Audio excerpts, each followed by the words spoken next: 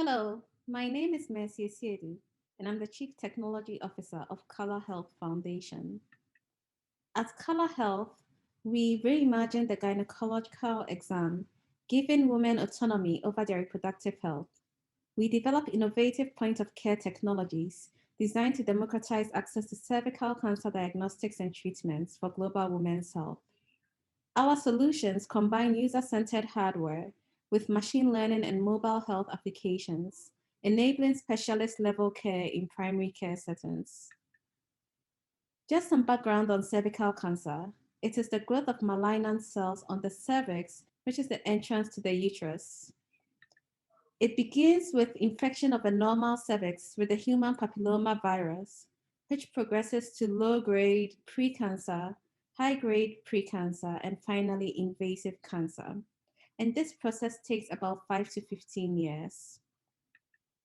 Cervical cancer largely affects women in underserved regions of the world, with mortality rates highest in low and middle income countries. Each year, 500,000 women are diagnosed with cervical cancer, and 55% of them die.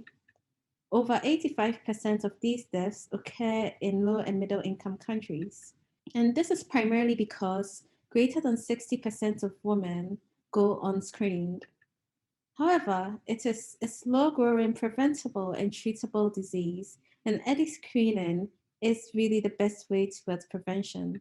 Even in high income countries like the United States, cervical cancer showcases underlying inequities in healthcare, with non Hispanic Black women being more likely to be diagnosed with and to die from the disease compared to non Hispanic white women. Despite being preventable, the reason for high mortality rates is the resource intensive nature of management.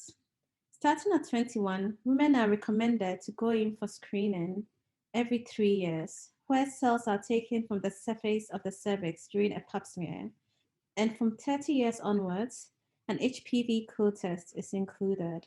Should these come back as positive, the patient has to return for a second visit, where the cervix is imaged after expansion of the vaginal walls by applying contrast agents to view changes and the use of a colposcope, a low magnification camera with filters to see these changes. And from these areas, a biopsy is taken for pathology review.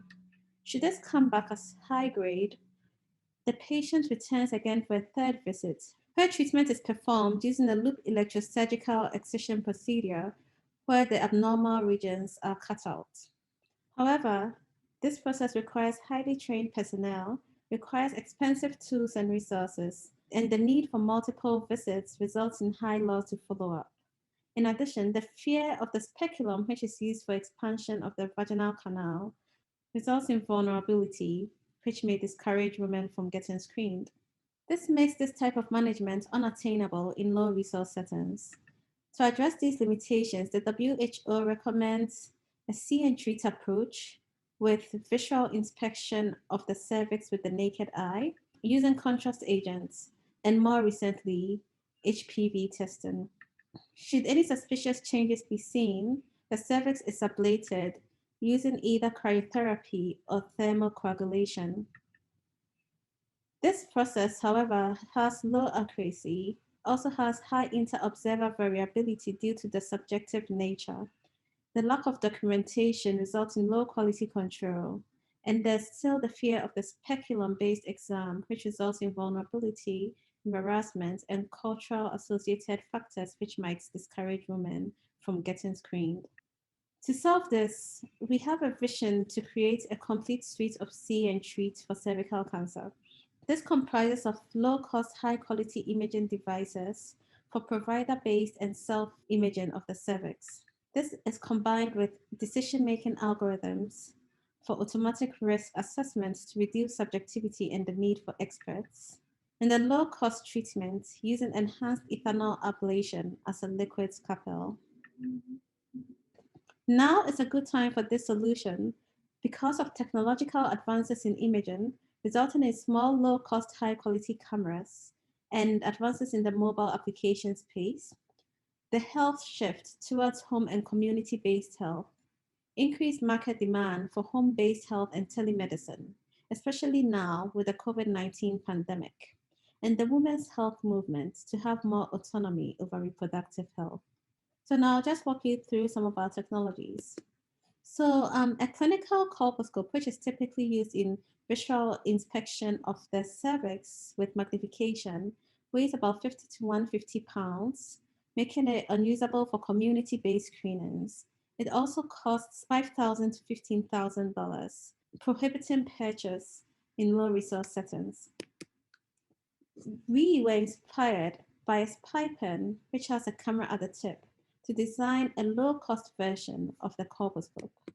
And this led to the development of the pocket colposcope, a new instrument to revolutionize cervical cancer screening. It's only 0.5 pounds, can fit in your pocket and be carried around, and it costs a fraction of the price of high-end colposcopes. The pocket colposcope performance has been compared to a high-end colposcope, the Legigang Optique, which costs $20,000 and is used at the Duke University Medical Center.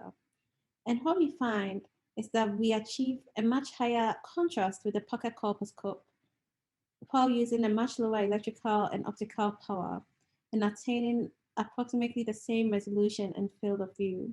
The reason we are able to achieve these numbers at such a low cost is because instead of taking the image from outside the body at a distance of about 300 millimeters, the pocket colposcope can be inserted to be closer up to the cervix at about 35 millimeters, allowing us to get high quality images at a lower optical cost. Clinical studies demonstrate that images captured with the pocket colposcope enable physician interpretation on par with images captured with the Legigang Optique standard colposcope for different types of contrast used in cervical cancer screening. Based on images collected during clinical studies, we've been able to develop machine learning algorithms to aid in automated classification. These algorithms use images captured with the pocket colposcope. These images are pre-processed to select a region of interest from which features are extracted, specifically texture and color, and an algorithm is used to select a subset of the best features, which are used to train a support vector machine for classification as negative and positive. Additionally, we combine the contrast using different methods for improved accuracy. What you see here is a receiver operating curve, which shows performance of the algorithm, with best performance being an area under the curve of 1. And these black dots are provider performances for sensitivity and specificity. Anything that falls within the curve performs less than the curve. So this blue line is the performance of acetic acid only contrast algorithm, which outperforms 2 of the physicians, but not one of them.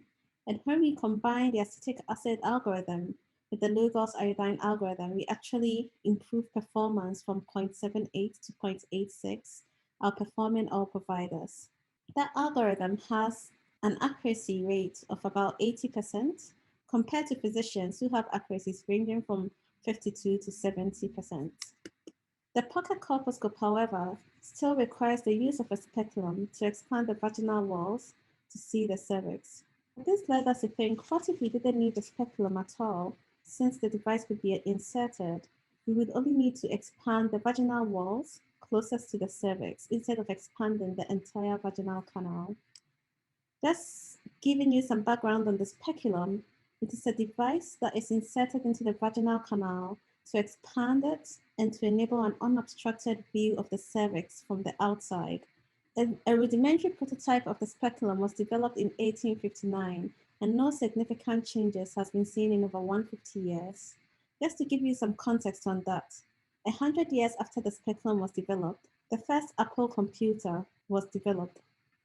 Fast forward from then all the way to now, and you can see that despite technological advances, the speculum has largely remained the same. We capitalized on these technological advances and to develop a speculum-free approach to imaging. And we're inspired by the petals of a calla lily with the asymmetric shape, providing a lip that could be used to manipulate the cervix, which is typically tilted. So this image here shows the coloscope, which has a funnel-like tip to expand the walls closer to the cervix and a curved tip to manipulate the cervix for optimal visualization. It also has a camera and LEDs modeled after the pocket colposcope. This video shows a study participant using the coloscope for self-imaging of the cervix, manipulating the cervix into place so that central os can be seen for optimal imaging. So we went from speculum-based to speculum-free imaging of the cervix. And results from clinical studies from patients can be seen here with images for the speculum in the top row showing the os and images from the coloscope on the bottom row for different ages, BMIs, and parities. And we see visualization on par with the speculum, whereas we see a significantly reduced patient pain and discomfort associated with the coloscope. We believe that self-HPV sampling combined with self-imaging of the cervix will dramatically increase coverage of cervical cancer screening. The strategies we envision are screening in which the provider or women themselves can conduct the HPV test and cervix imaging test in the comfort of their homes, or providers or women themselves can conduct the HPV test and cervix imaging in a clinic.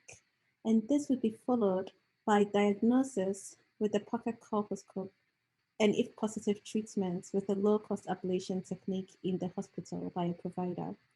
With the pocket colposcope and coloscope, we have reached over 10 countries with over 1,000 women screened. And just last year, the World Health Organization added the pocket colposcope to the list of medical devices for screening and treatment of precancerous lesions to prevent cervical cancer. Our final technology is our enhanced low-cost cancer treatment using ethanol-based ablation. Ethanol has historically been used in treating liver tumors, which are traditionally capsulated. And because of capsulation of these tumors, the ethanol is kept within the tumor and kills the tumor from the inside out. However, in other tumors that don't have a capsule, when ethanol is used, it leaks out into the surrounding tissue and is not as effective in killing a tumor. What we have done is combine ethyl cellulose with ethanol. This causes a solidification of the solution when it comes into contact with water, and this allows it to stay within the tumor region without leakage and enables it to kill the tumor. We've done tests in a hamster cheek pouch with ethanol and with our ethyl cellulose enhanced ethanol. And what you see here are tumors, both at 6 millimeters in diameter, and images of the tumors from after ablation from 24 hours, where you can now see the tumor injected with ethanol is starting to regrow again, whereas the tumor injected with ethyl cellulose ethanol is still dying. And after 1 week, you have a regrowth of the tumor injected with ethanol, whereas the tumor with ethyl cellulose ethanol is completely gone. And we used a hamster cheek pouch because it's representative of the mucosa in the cervix. You can see here that injection rates of the solution also matters.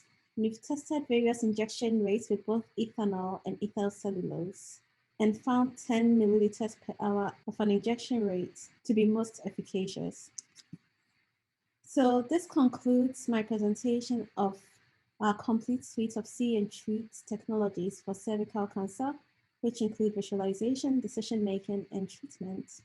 This is our wonderful team: Malik Krieger, our Chief Executive Officer, myself, and Jenna Merler, our Chief Scientific Officer, and our wonderful advisors led by Dr. Nimi Ramanujam.